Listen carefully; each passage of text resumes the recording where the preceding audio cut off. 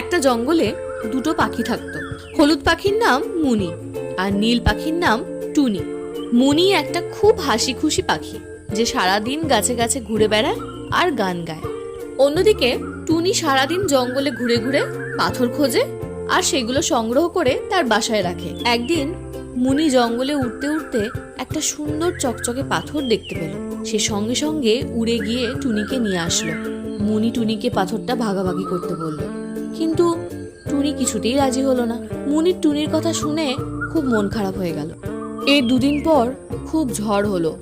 বনের অনেক গাছপালার সাথে সাথে টুনির বাসাও ভেঙে পড়ে গেল, আর তার সাথে তার পাথরগুলো নষ্ট হয়ে গেল। টুনি কাঁদতে কাঁদতে মুনির বাসায় গিয়ে আশ্রয় নিল। মুনি তাকে ভালোবেসে থাকতে দিল। টুনি তার নিজের ভুলটা বুঝতে পেরে মুনির কাছে ক্ষমা চাইল, আর তারপর থেকে সবকিছু একে অপরের সাথে ভাগ করে নিল।